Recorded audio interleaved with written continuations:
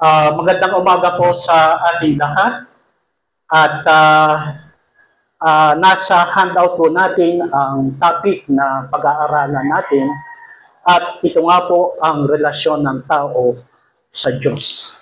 So, i-recall muna natin ang mga nakaraang pag-aaral natin patungkol sa Diyos. Una nating pinag-aralan ang karapatan ng Diyos at may tatlo tayong nalaman tungkol sa usapin ito. Una, karapatan ng Diyos bilang manlilikha. Pangalawa, karapatan ng Diyos na paglingkuran. At ang pangatlo, karapatan ng Diyos na luwalhatiin. Ang pangalawa natin pinag-aralan tungkol sa Diyos ay ang katangian ng Diyos.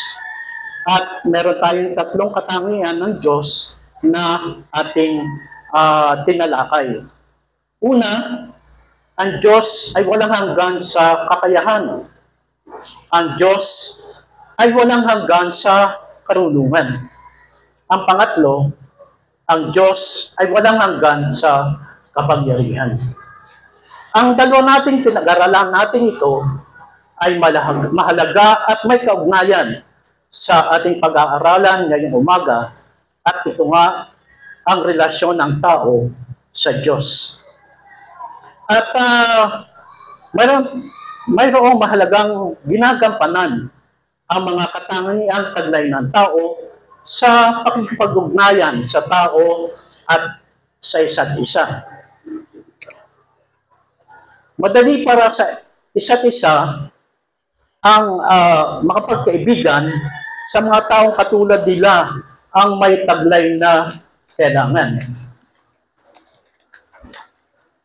So, meron silang taglay na katangian na nagko-complement.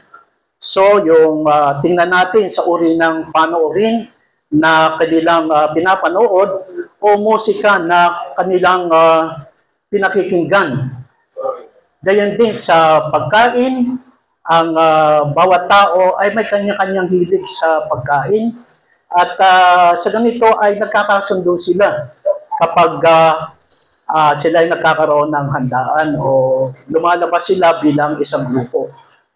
At ang pangatlo, meron ding tingnan natin sa libangan, ang bawat tao ay may kanya-kanyang libangan at kung pareho ang libangan mo, kayo ay magkakasundo. At dito, tingnan naman natin ang negatibo.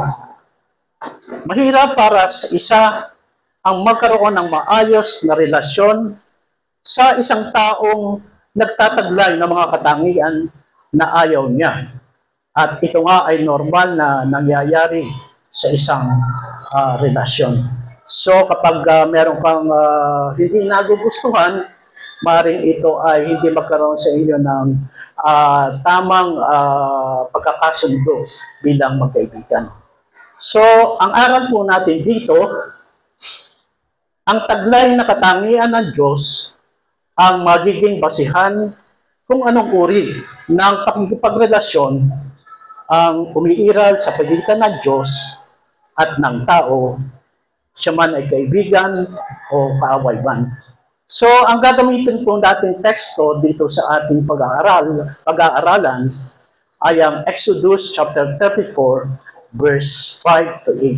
So, meron po sa handout natin yung pong mga verses tungkol dito. So, pakibasa nga po. Ang Panginoon ay gumawa sa ulap at tumayo kasama niya roon at ipinahayag ang pangalan ng Panginoon. Ang Panginoon ay nagdaan sa harapan niya at nagpahayag.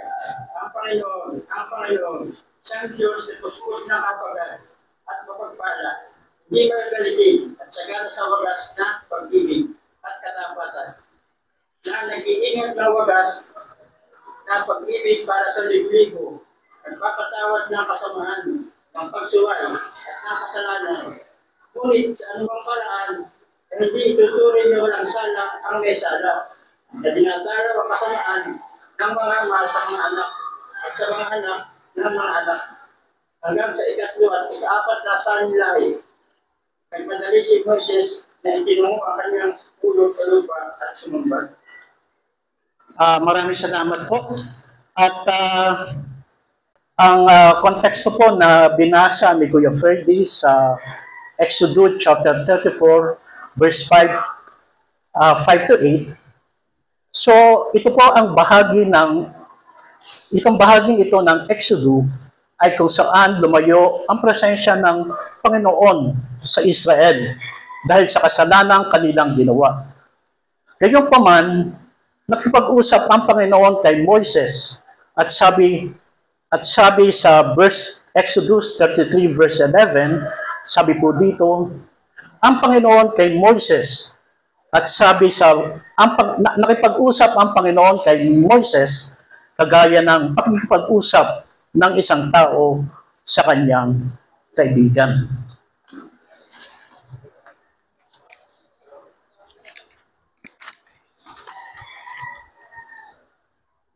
Pagkamat nakipag-usap si Moises sa Diyos, hindi ito nangangahulugan na nakita ni Moises ng mukhaan ang Diyos. So kung itutuloy natin basahin itong chapter na ito, makikita natin na nung dumaan ng Diyos kay Moises, hindi ipinakita ng Panginoon ang kanyang mukha, bagkus ang kanyang likod lamang.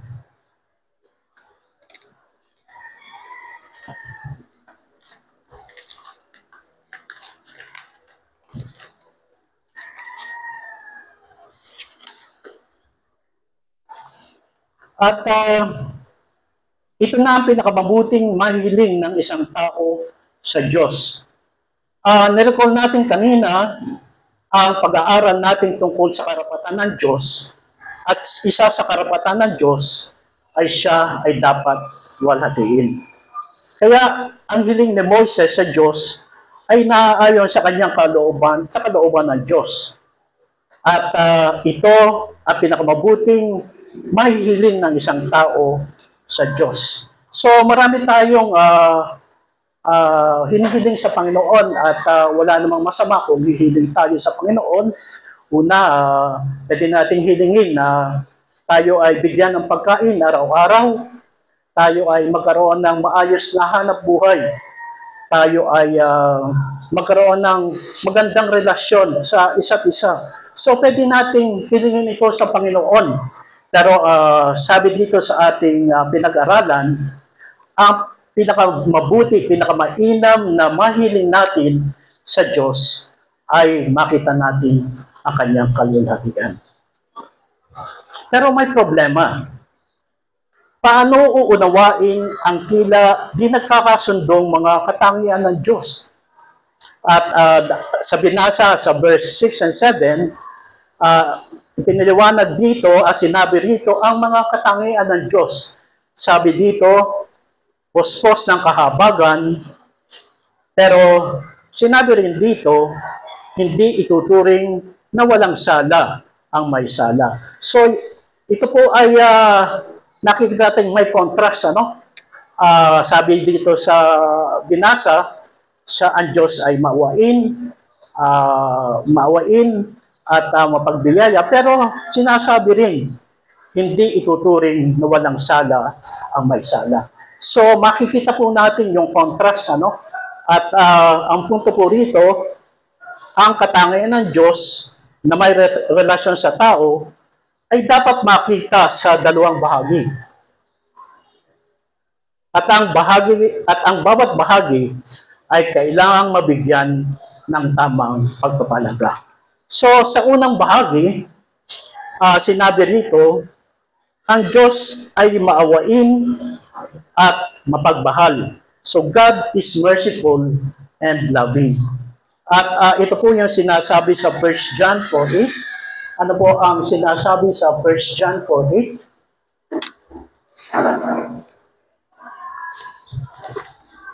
Ang hindi umibig, hindi nakakakilala ng Diyos. Sapagkat ang Diyos ay pag-ibig. So, ipinakita po dito sa binasa na ang Diyos ay pag-ibig. At ganyan din po ang sinabi dito sa mga awit 25:10. Sabi po rito, Sabi po rito, lahat ng landas ng Panginoon ay wagas sa pag-ibig at katapatan. So maibigin ang Diyos at ang Diyos ay punong-puno ng pag-ibig. At makikita natin, dika sa Diyos ang gumawa ng kabutihan sa tao dahil sa pag-ibig. Basahin po natin ang Deuteronomy chapter 10, verse 18. Kanyang nilahatulan ang matuwid ng ulila at babaeng balo at ibig ang mga na pinipigyan niya ang pagkain sa Pasko. Dito po sa binasa, ipinakita po sa aklat ng Deuteronomy na hinahatulan niya ng matuwid ang ulila at babaeng balo. So nangangahulugan na iniingatan niya, pinoprotektahan niya ang mga ulila at babaeng balo. So yun po ay pag-ibig ng Diyos. At siya rin po ang nagbibigay sa mga ito ng mga provision pagkain at kasuotan. So pinakita po doon sa ating binasa yung pag-ibig ng Diyos. At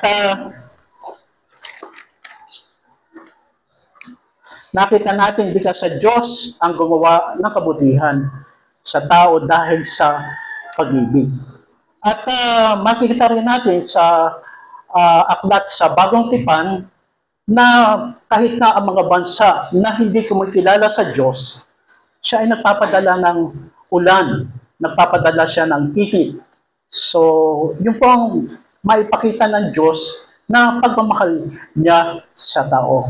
Nagpapadala siya ng mga pangangailangan kahit na sila ay hindi kumikilala sa Diyos. So, isang example dito, kapag tayo ay gumising sa umaga, tayo ay malakas, yun ay pag-ibig ng Panginoon na ina-extend sa atin, mananampalataya man o hindi. So, dapat nating pasalamatan.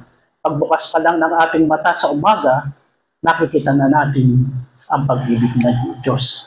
So, may puna tayo dito, pinakita ng Panginoon kay Moises ang manifestation ng kanyang pag-ibig.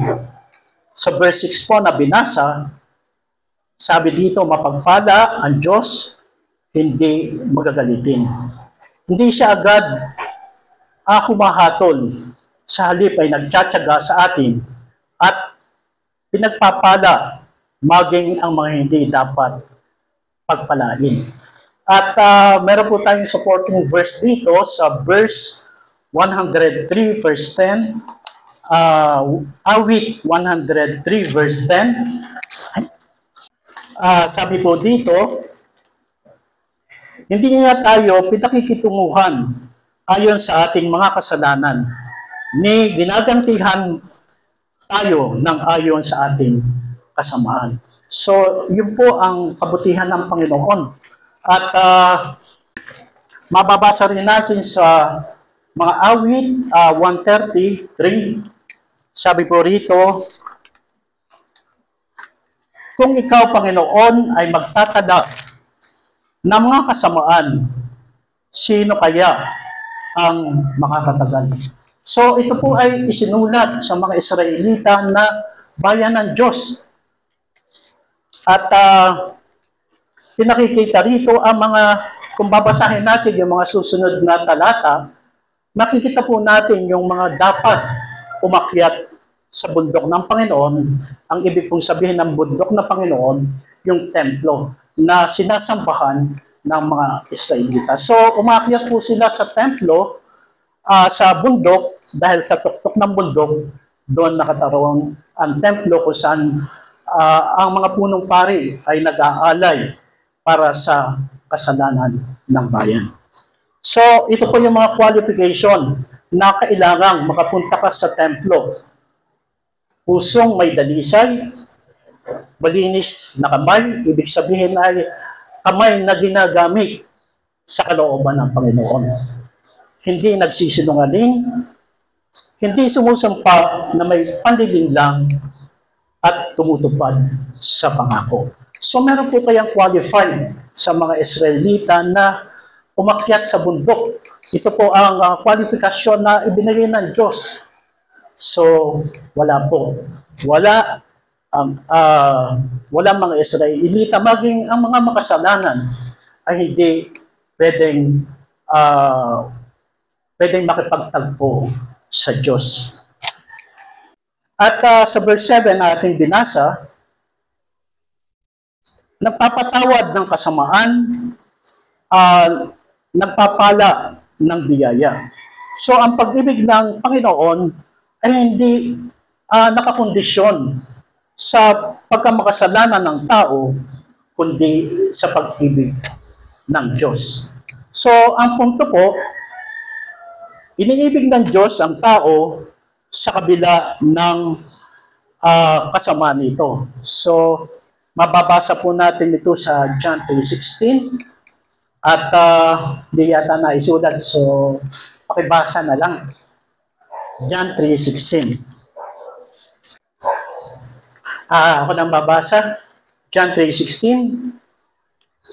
Sapagkat gayon na lamang ang pag-ibig ng Diyos sa sanlibutan na ibinigay niya ang kanyang tanging anak upang ang sinumang sa kanya ay sumampalataya ay huwag mapahamak, kundi magkaroon ng buhay na walang hanggan. So, pinakikita nga po dito sa punto, iniibig ng Diyos ang tao sa kabila ng kasamaan nito. So, nakita po natin sa John 3:16, dahil sa pag-ibig ng Panginoon, ano po ang ginawa niya? Ipinadala niya ang kanyang bugtong na anak na sabi dito na kung sino man ang sumampalataya sa kanya ay hindi mapapahamak. Yan din po ang sinasabi sa Romans chapter 5:8. Sabi po sa Romans 5:8, subalit pinatunayan ng Diyos ang kanyang pag-ibig sa atin, na noon tayo ay makasalanan pa, si Kristo ay namatay para sa atin. So, pinakisulat po ito sa mga mananampalataya na, sa mananampalataya sa Roma, at ipinapaalala ni Apostol Pablo ang pag-ibig ng Diyos, at ito nga ay ang pagkamatay ni Kristo para po sa kanilang kaligtasan.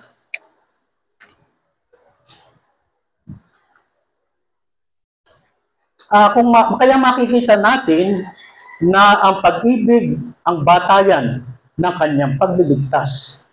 Love is the basis of God's saving act. At dumako naman po tayo sa ikalawang bahagi. Sabi ko rito, ang Diyos ay banal at makatarungan. God is holy and just. Kaya hindi maaaring makalapit ang makasalanan sa kabanalan ng Diyos. So, pinag-aralan natin ay ang Diyos, maawain, siya ay kind, mabiyaya, pero parang contrast to, ano? Ang mga makasalanan ay hindi maaaring makalapit sa kabanalan ng Diyos. So, basahin po natin ang Habakuk 1:3. Iyong mga mata ay malilinis at hindi makakatingin sa kasamaan at hindi makapatingin sa kamalian.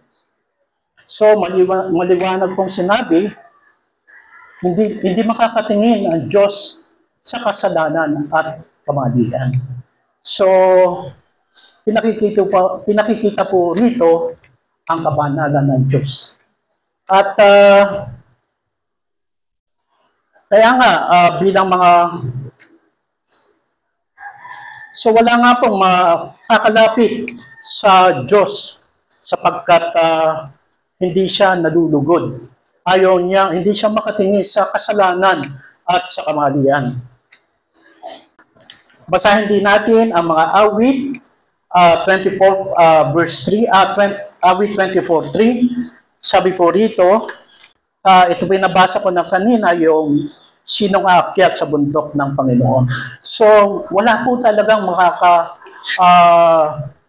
makakalapit sa Panginoon sapagkat ang Panginoon ay likas na banal pero tayo ay makasalanan. Ang tao po ay likas na makasalanan, una, sa kanyang kaisahan kay Adam at pagkakasala nito. Sabi po dito sa Romans 5 verse 12, kaya kung paano sa pamamagitan ng isang tao ay pumasok ang kasalanan sa sanlibutan at sa pamamagitan ng kasalanan ay ang kamatayan. Kaya dumating sa lahat ng mga tao ang kamatayan sapagkat ang lahat ay nagkasala. So, tayo ay makasalanan dahil kung nung bumagsak si Adan, ang ating unang aba, sa kasalanan, ganoon na rin ang ating kalikasan. At ang pangalawa, ang tao ay makasalanan dahil sa paglabag sa kautusan ng Diyos. So, dahil nga po tayo likas na makasalanan, ang ating pong nais ng ating puso ay lumabag tayo sa kautusan ng Diyos. At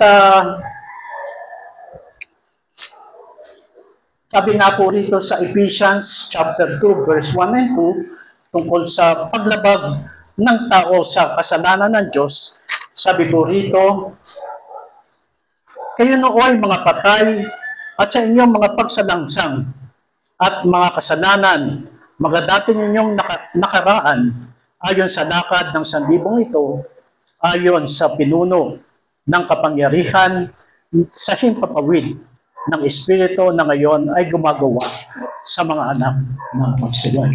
So nakita po natin na ang kasalanan natin at ito nga po ay nasa puso na natin. At tayo man, anong klase man tayong tao, tayo ay educated o whatever, na tayo ay makasalanan. So, yun po at tayo ay laging dumalabag sa utos ng Diyos. At ang pangatlo, ang tao ay makasalanan sa kanyang pagkabulag sa katotohanan. Siya po ang ating likas na kalikasan.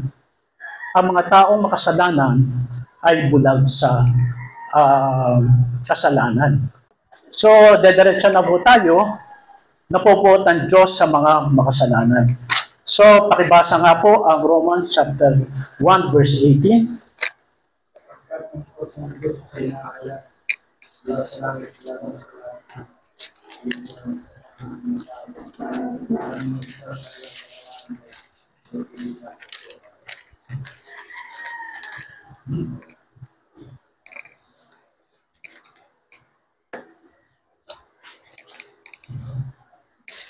Sabi po dito sa Roman 1:18, sapagkat ang puot ng Diyos ay nahahayag mula sa langit laban sa lahat ng kalikuan at kasamaan ng mga tao.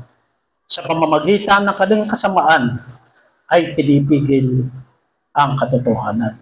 So, hayag po sa Diyos ang kasalanan ng tao. Sapagkat nung isa sa pinag-aralan nating topic tungkol sa katangian ng Diyos, ang Diyos ay walang hanggan sa karunungan. So, alam ng Diyos,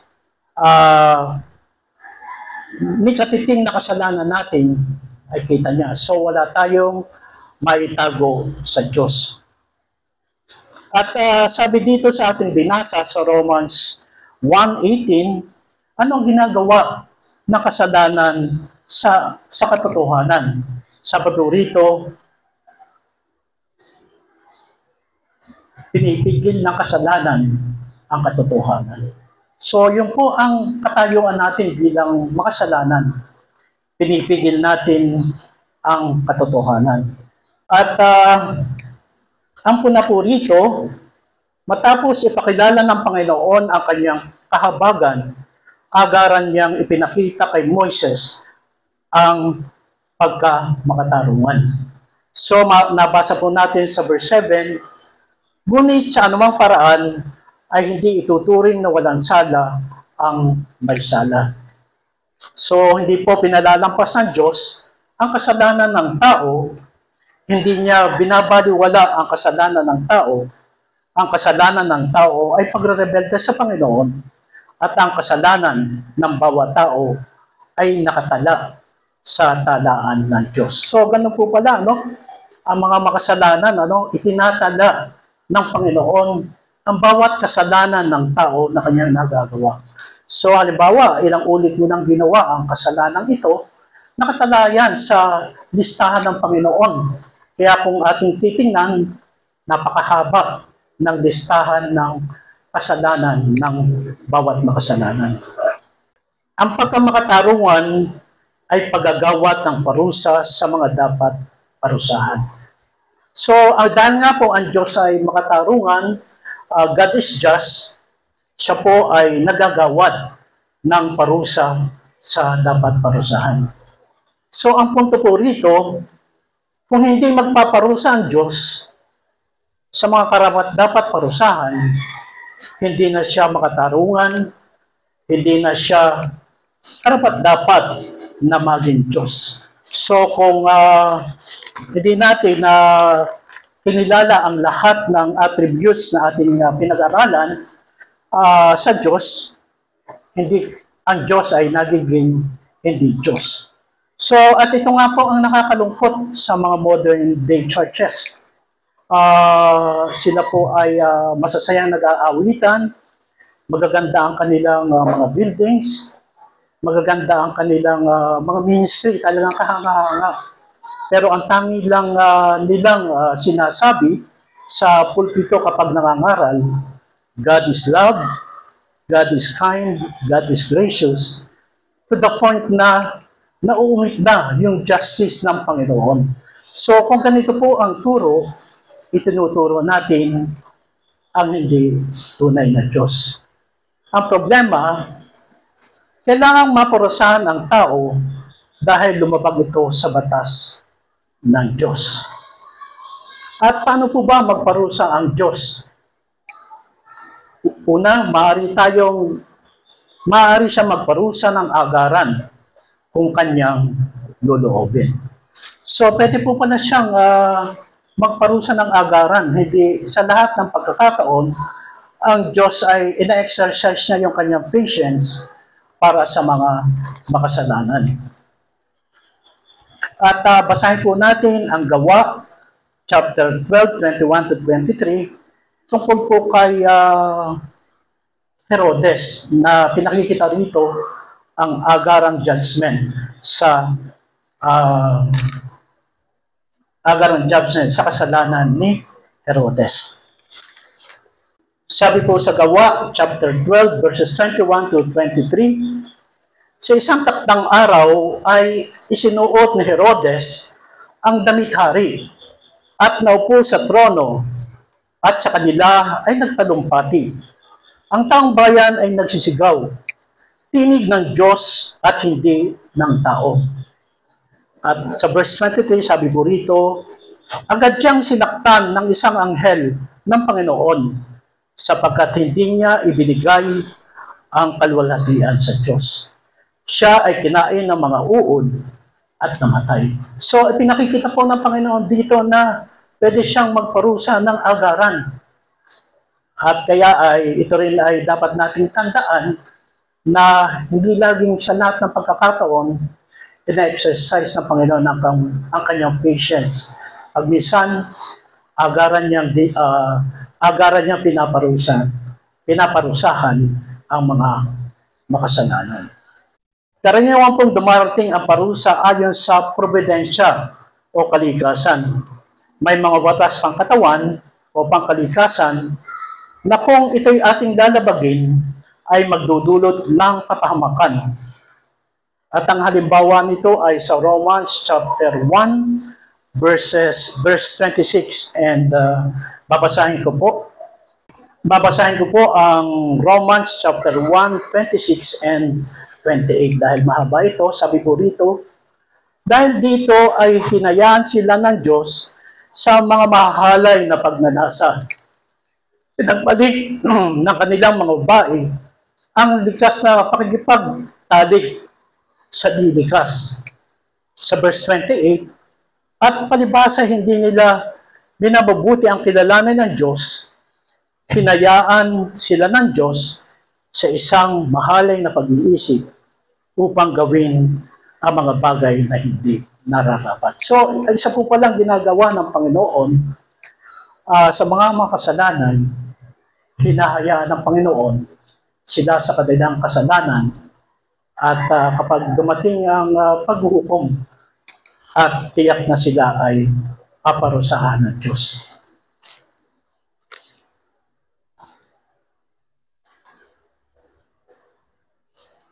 At ang pangatlo po, pang walang hanggang parusa. So kung ang isang tao pong makasalanan ay hindi makakatagpo ng biyaya ng Diyos, kung patuloy niyang lalabagin ang ino-offer na kaligtasan ng Panginoon, siya po ay pupunta sa impyerno.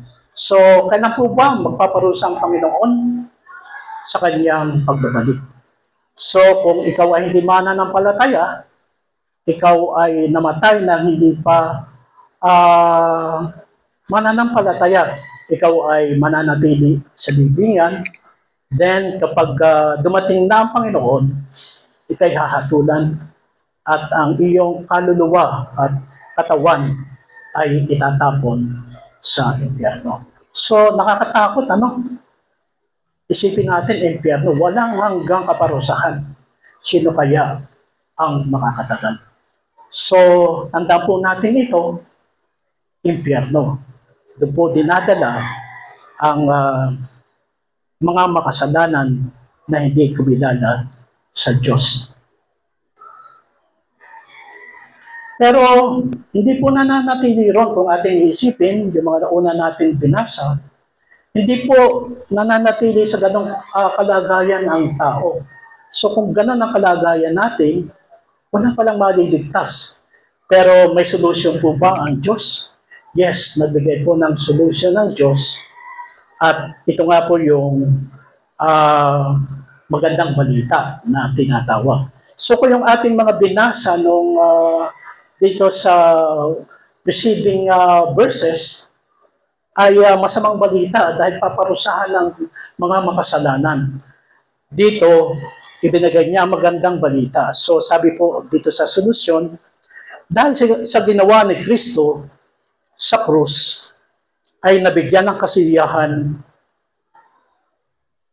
at ito nga po ang pag-ibig at ang hinihinging katarungan ng Diyos. So basahin po natin ang Isaiah chapter 53 verse 4 and 6. Tunay na kanyang sinasal ng ating mga karamdaman at dinala ang ating mga kaluluwa. Ngayon may ating itinulong siya na hinampas na tanong Diyos at kumaglas. Ngunit siya'y nasulatan dahil sa ating mga pagsuway. Siya'y binugbog dahil sa ating mga kasalanan. Ipinato sa kanya ang parusa para sa ating kapayapaan. At sa pamamagitan ng kanyang mga latay ay gumawa. Tayong lahat ay gaya ng mga tubang na nilaw. Bawat isa sa atin ay dumigis sa kanyang sariling daan. At ipinasal sa kanya ng Panginoon ang lahat na ating kasalanan. Ito po ang magandang balita, yung kaligtasan. So ito po ay isinulat ni Propeta Isaiah. So ito sa lumang tipan nung panahon na hindi pa dumarating si Kristo. So ang mga tao sa lumang tipan ay nananampalataya sa darating na tagapagligtas. At dito, in-illustrate ni Isaiah kung paano tayo ililigtas ng Diyos. At sabi rito, pinasa ng Panginoon ng krus para sa ating kaligtasan. Siya ay pinako sa krus at siya ay binugbog at nahirapan hanggang siya ay mamatay. So nakita po natin dito na si Kristo mismo ang nagbayad ng kasalanan ng mga makasalanan. So yun po ang magandang balita ng Panginoon. Ang may nagbayad na ng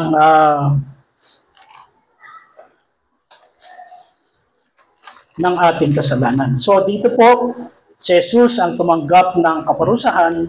So nasatisfy po yung katarungan ng Diyos. Ang makasalanan ay inaring ganap ng Diyos dahil kay Kristo. So dito po, ipinakita ng Diyos ang pag-ibig ng Diyos. So nakita po rito natin sa pagliligtas ng Panginoon, na-satisfy yung katarungan ng Diyos, gayon din yung pag-ibig ng Diyos. Sabi po dito ni Tim Scaff, sa The Cross, where justice and love and grace, na makikita po natin sa www.pascadecree.org. Sabi po ni Tim Scaff, the cross of Christ is the central event of history. It is the place where God's justice and love meet, where our sins were paid for, and where our salvation was secured. So sa Tagalog po, sabi po, ang krus ni Kristo ay ang sentro ng pangyayari sa kasaysayan ng tao. Ito ang lugar kung saan ang katarungan ng Diyos at ang kanyang pag-ibig ay nagtagpo. So, at ang ating kaligtasan ay natamo natin. At ito po ay maliwanag na pinaliwanag din sa ating Confession of Faith sa 1689 Baptist Confession of Faith, at maliwanag pong itong ipinaliwanag.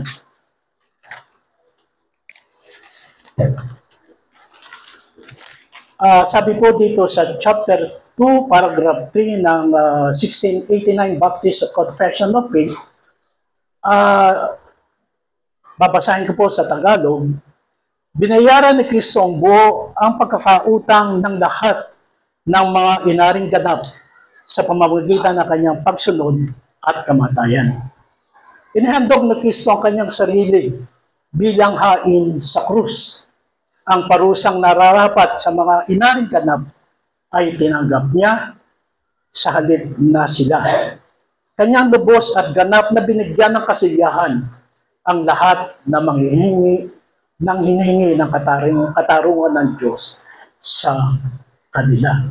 So dito po sa kanyang kamatayan, nagtagpo ang paglilikha sa atin, nagtagpo ang katarungan at ang pag-ibig ng Diyos. At nais ko rin pong i-share yung sinabi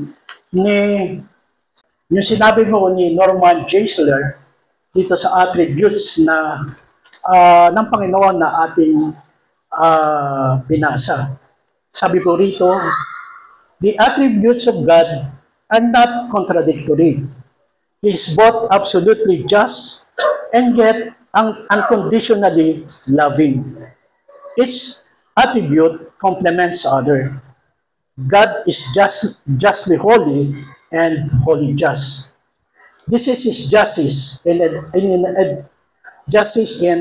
administer in love, and His love is distributed justly. In other words, ang pagiging loving ng Diyos ay hindi kailanman magiging problema sa pag-ibig at pagiging makatarungan ng Diyos. Dahil ang lahat ng kanyang katangian ay perpektong gumagawa sa bawat isa. So yun po ang sinabi ni Norman Geisler. Kaya hamon po sa lahat, upang matanggap ang natatanging pag-ibig sa Diyos, kailangan mong sumampalataya kay Kristo. So, yun ang lang, sumampalataya kay Kristo at sa kanyang natapos na ginawa. Yun po ang tanging makakapagligtas sa atin. Hindi po tayo iniligtas ng Panginoon dahil tayo ay maraming ginawang mabuti. Hindi po tayo iniligtas ng Panginoon dahil tayo ay matulungin. Kundi iniligtas tayo ng Panginoon ay dahil lamang kay Kristo na siyang namatay bilang kabayaran sa makasalanan. So ito po ay gagamitin kong panawagan sa mga wala pa kay Kristo para ikaw ay ariing ganap ng Diyos para ikaw ay mapatawad sa iyong kasalanan at magkaroon ka ng kaligtasan. Sumampalataya ka kay Kristo. At may resulta po ang nagtataglay ng tunay na pananampalataya. So, ano po yung resulta? Isang resulta sa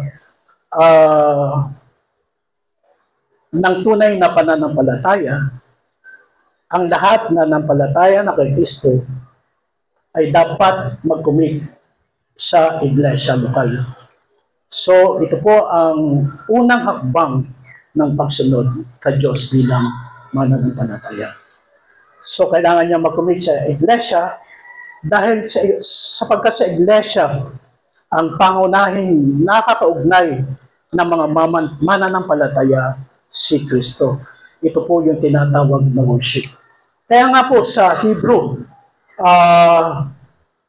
ang mga mananampalataya puro na ay nasa mahirap na kalagayan. Pero ang sabi po ng mayakda, huwag nating pabayaan ang lingguhang pagtitipon. So, napakalago po ng pagtitipon at doon natin tayo magkakaroon ng makikita natin ang pag-ugnayan natin kay Kristo. At ang iglesia rin ang naatasan na ng Panginoon na ipangaral sa mundo. So, yung tinatawag na evangelism. So, sa iglesia lang, ibinigay ng Diyos ni Kristo ang evangelism, ang pagbabahagi ng salita ng Diyos. At hindi po binigay ng Diyos ang hindi natin makakasama ang presensya ng Diyos at ang sa paaralan, hindi natin makakasama ang presensya ng Diyos sa ating school at maging sa ibang mga makakapangyarihang institution, United Nations, gayon din sa sikat na bansa, Netherlands, nakaroon po yung ICC.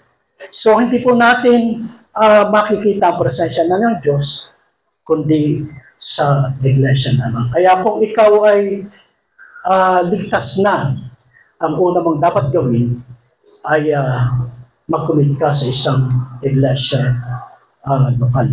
So, nakasulat po sa ating tipan ng iglesia at nakaroon po mababasa natin, ituring na ang iglesia ang pinakamataas na institusyon ng tao.